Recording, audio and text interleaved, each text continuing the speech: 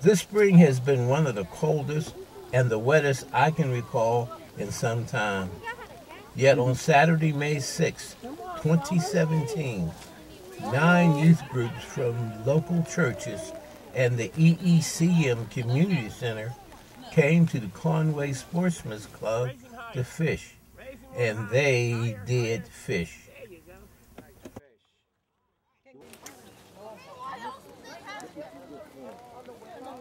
The cool rain and the mud did not stop them from enjoying themselves. Their display of enthusiasm need to be rewarded with lakes that are functioning in their own community. Fishing is not a once-a-year activity. That is why we need fishing derbies in the city of Pittsburgh. In 2005, we came out here to Conway with about 30 kids from the city housing community. And at that time, I had no idea what a fishing derby was about.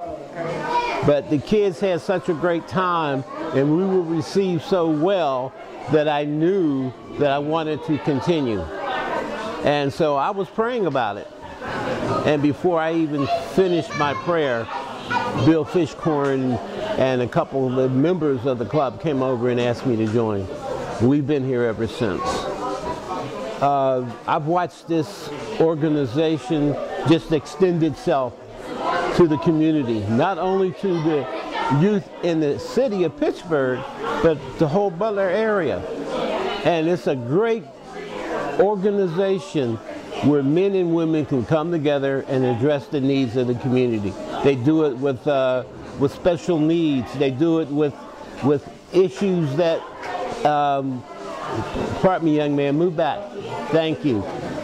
They do it in all kinds of ways just to show that there is a need and that man can still fulfill that need by taking care of his neighbors. So it's a good thing. Last 5 years or so, we've had as many as 200 kids here fishing from the inner city of Pittsburgh. And the good thing about that is that Pittsburgh has 3 lakes, but they can't fish there. They're not being stocked. They're not being maintained. And now we have the opportunity to come here, but it's only once a year, but we hopefully are going to build on that. The Fish and Boat Commission is working very hard to try to improve the situation for inner city kids to be able to go fishing. And fishing is so important in terms of development, personal development. It teaches us a lot of things about ourselves.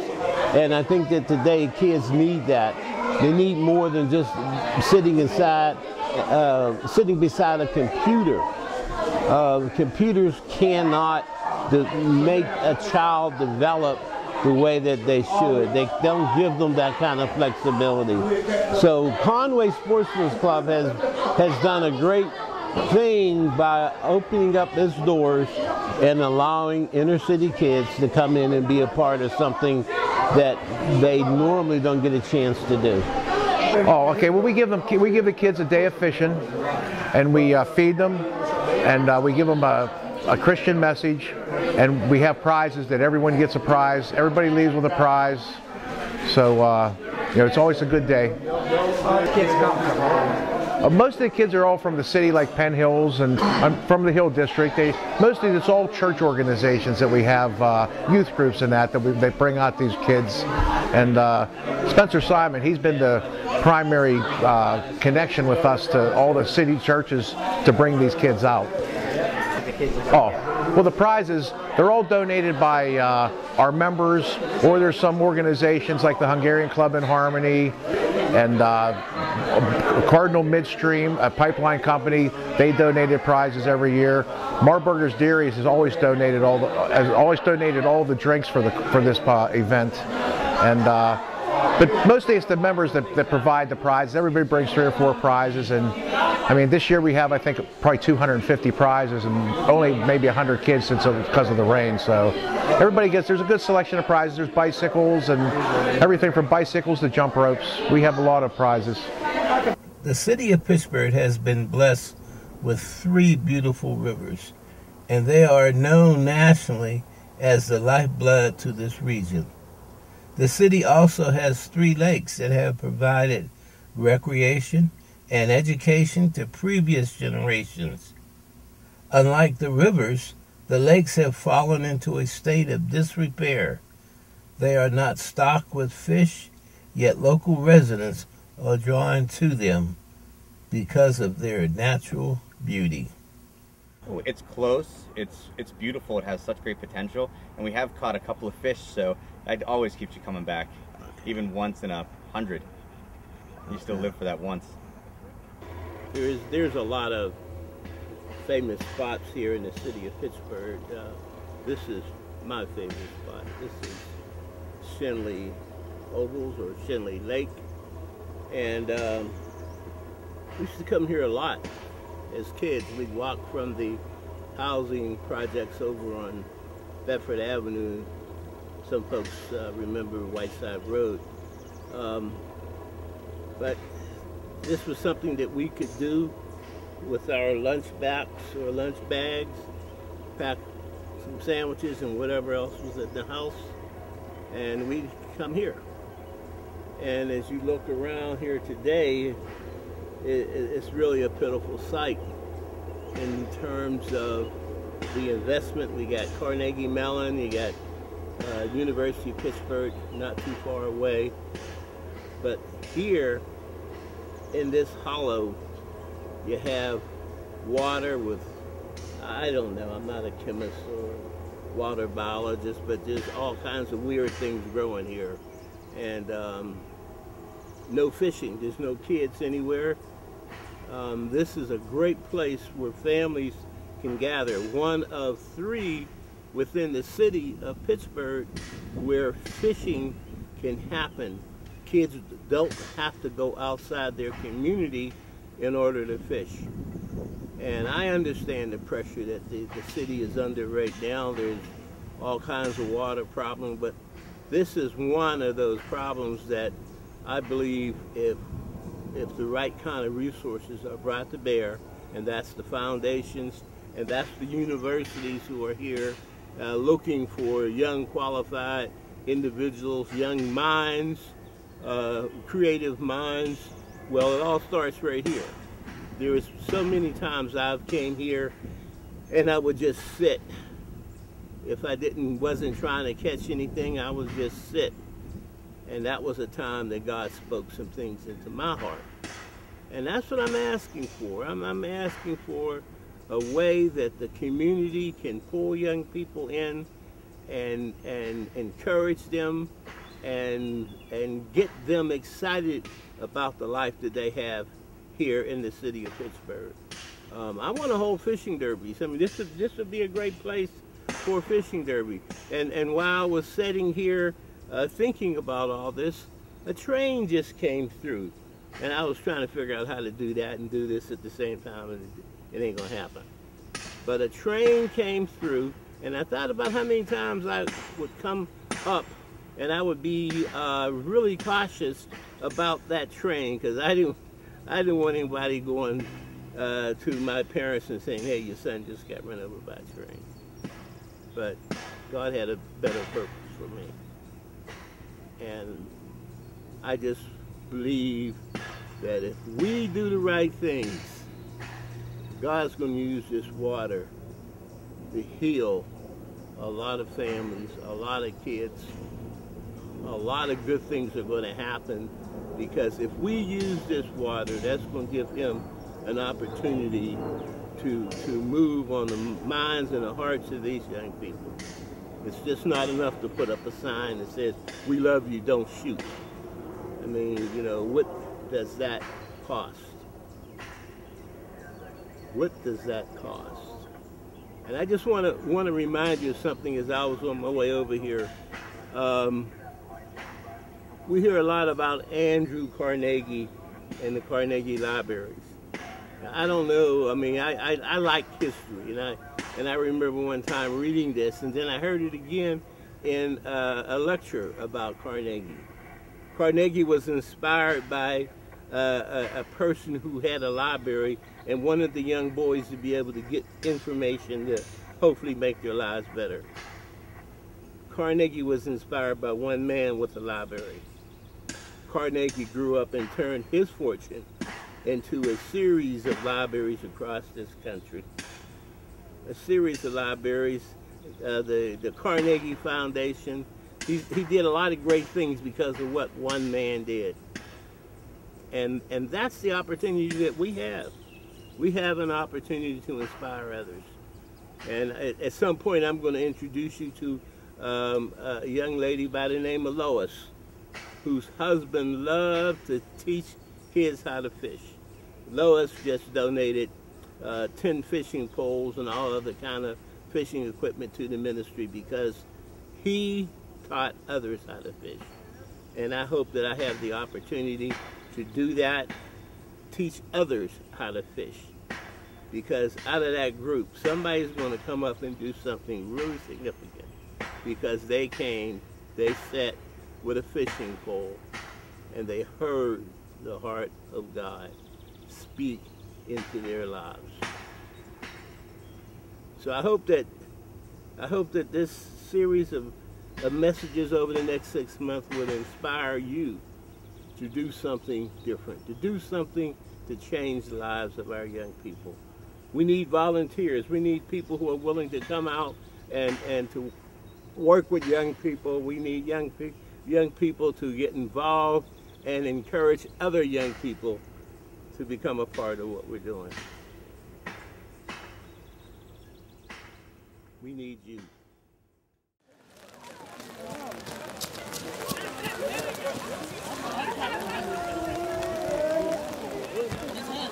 Get it done, okay? That's a picture thing? You need help with something? Go let her help you. Do I need one of those things? Stay in the Like our rivers, sunshine that you've given us, the Father. future of our young deserve People and adults are here, equal Father. We just thank you protection, for them too. investment, Lord, we just, thank you and for the careful food that's consideration. prepared by the hands here, Father. Our youth Just bless should it. not have to Guide and depend direct each and every one on of the us throughout benevolence this of day. a sportsman's Be with club everybody as they go on in their way. Zeulianople, This afternoon, Butler in County, Christ's name we pray. to spend the day at the lake or to catch that first fish. No one is taking responsibility for the decisions in regards to why the lakes are not being maintained. Within the best estimate, there has not been any active fishing program in the city of Pittsburgh since the 1990s. The urban center or inner city consists of various racial minority groups and the city poor, all sharing in a common community. These groups need a greater level of support and are currently denied the opportunity to enjoy Pittsburgh's inner city lakes. I appreciate the fact that there have been adults here who've given up their time to bring kids out to experience this. And that's what's needed. We as adults don't put enough time in with our young people. And that's the only thing that allows for them to grow and to be better citizens is that we as adults have to invest more time. Fishing gives them the opportunity to do that.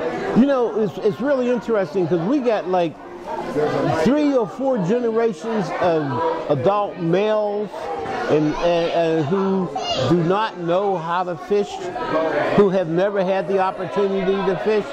And that's because of economic considerations. We can build sports complexes, and the city has plenty of sports complexes, but we can't put fish in the hole in the ground. Now something's wrong with that. Something's wrong with the fact that we cannot stock our lakes and we can't maintain them.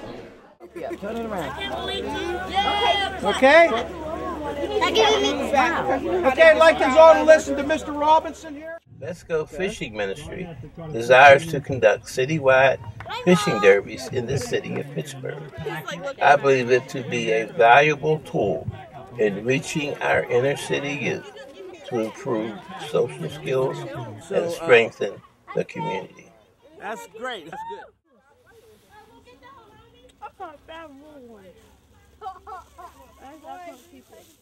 That's good. Currently, our potentially young anglers have to travel out of the city to the county parks to fish. This move requires a level of economic flexibility that some families don't have. It also eliminates the participation of many young single mothers and teenagers. Allegheny County, with the cooperation of the Pennsylvania Fish and Boat Commission, has maintained an effective aquatic program in the county parks. Let's Go Fishing believes that the city of Pittsburgh needs to do the same for families that desire to fish. As a kid growing up, I was blessed to have a father and uncles and even my brother-in-laws all loved to fish, and they always took me fishing. And most of the time when we went to Allegheny River, we went to North Park, we went to Raystown Dam, we went even to Katanning, all the way up on Allegheny River where it's nice and clean. But then when I come to Highland Park and I bring the kids out for whatever reason, a picnic or whatever, and you walk around the lake and you don't see anyone fishing. If you do, they're not catching anything.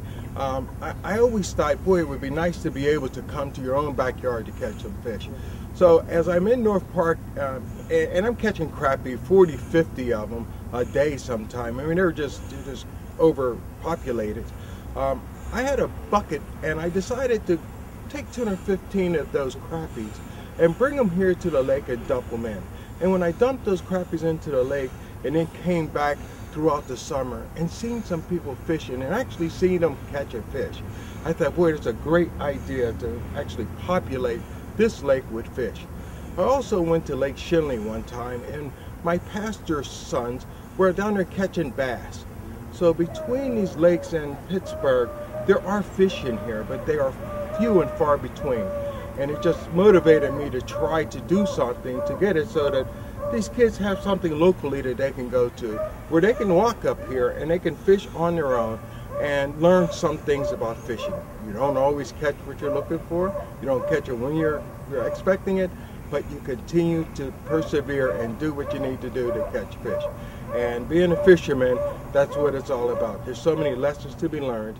Just want to share that with the youth of today. You can demonstrate it here. I always look at this as a gathering place where not only the police could come by and have contact with the kids. And why aren't there food trucks lined up? I mean, you could have food trucks. They don't have that in the summertime either, and it's obviously a gathering place in the summer when you come down. Sometimes you can't get a spot at the pool.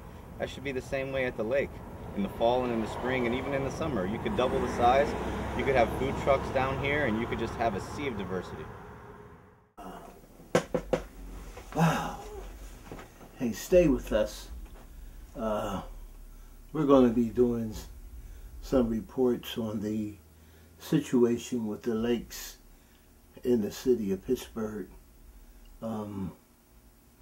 It's a deplorable situation. Our kids have to go outside the city to fish. But yet, we have in the county facilities where kids can fish. I think the reason is strictly an economic situation, and I don't know if that's good enough to justify it, and that's not the position I want to take. But what I would like to take, a position where there's enough resources in this community, foundations and other things that could help straighten this situation out.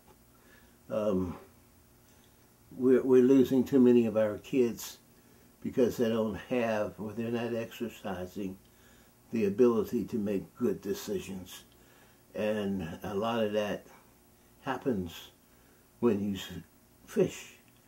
When you go sit down with a rod and reel and try to figure out how to get that creature on your hook. And if you're lucky enough, you got some dinner. And if you're not, well, what the heck, you try again and again and again. And isn't that what life is about? Don't give up. You try again and again and again. So that's the approach I'm taking in terms of doing these series of reports. For the next 6 months, we're going to try to get something going. We're going to try to find some help out here. And we need you. We need you to be a part of it.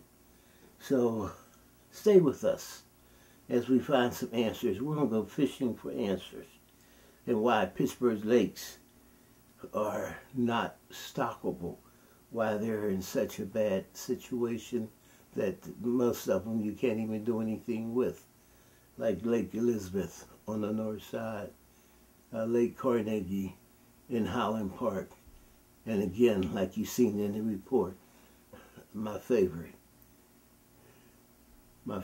Panther Hollow in Oakland.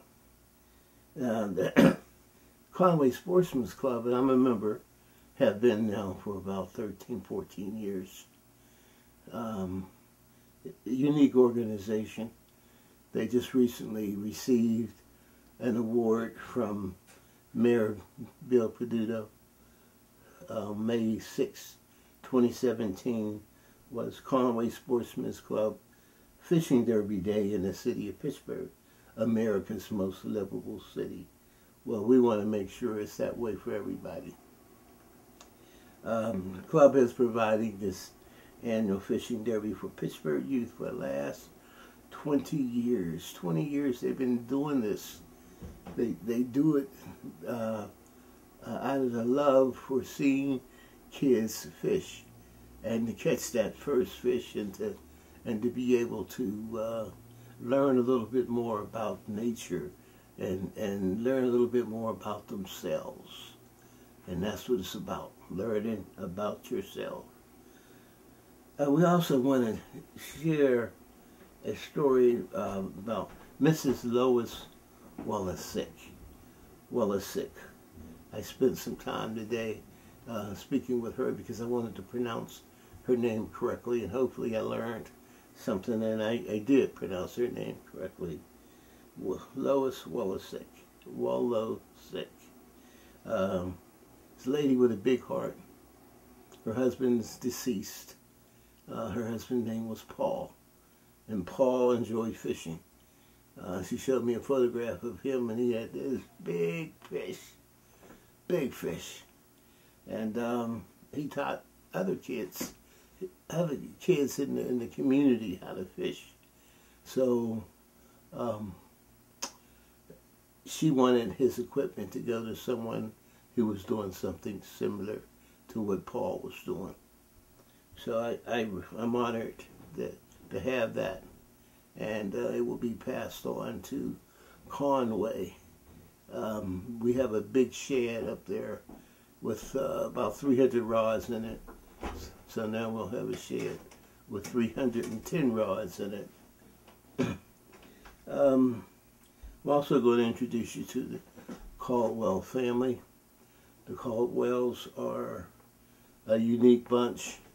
Their mom and dad taught them how to fish. And because of that, they're passing that information on to the next generation.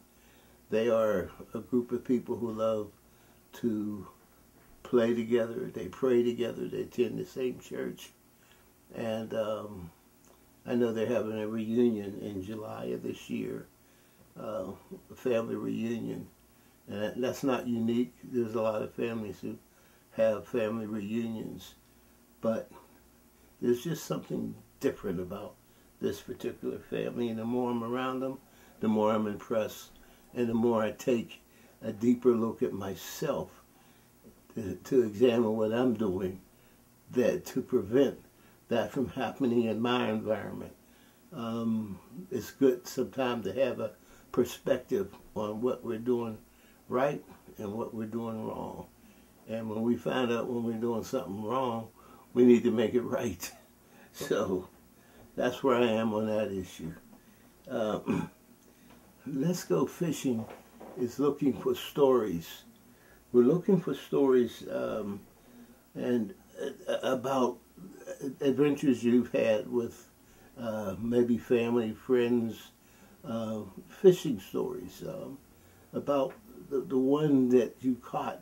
We don't want to hear no stories about what got away, because I know fishermen will tell some, well, we'll call them lies, but pretty close, you know, big exaggerations. Anytime a 6-inch fish can become 16-inch, you know, that's pretty close to a lie. But what we're looking for is something that you have experienced with someone in your neighborhood, in your family, and that you took delight in it, and you want to share that so that we can get an assessment of just how important fishing is in the Pittsburgh area. I'm impressed because May 6th was a cold day. I mean, it was a cold day, and when we normally have 200 plus kids out there, we had at least 100. We had at least 100. We had 9 youth groups from different churches, and this is not a denominational thing, so don't be calling me and ask me if the Baptists can come or the Pentecostal or anybody else. As long as you know Jesus, you can come. And if you don't know Jesus, we definitely want you to come. So definitely, this is open to anybody. Share it with your friends. Share it with your loved ones. But we're looking for things that talk about the social activity around fishing. And you can contact us. How do you contact us? Well, you can contact us on Facebook. We have an email address. The email is pancakes and Jesus 303 @gmail.com. Pancakes and Jesus 303 @gmail.com. We have also a post office box.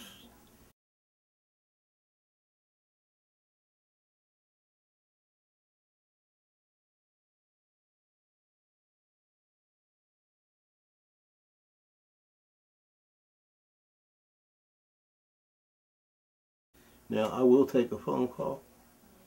You know, if it's that important to you that you want to call me, you can. My cell is 412-335-5846. That's 412-335-5846. That's my cell. Now, there's not many Pancakes and Jesus ministries out there. So I feel honored to have that conversation with the Lord, and that's what he called me to. So my name is Reverend Spencer Simon Jr. I am a member of Eastminster Presbyterian Church. I am also chaplain at Conway Sportsman's Club in Butler County, Pennsylvania. And I'm also a child of God. And I love you. God bless you and keep you well. Until the next time, take care.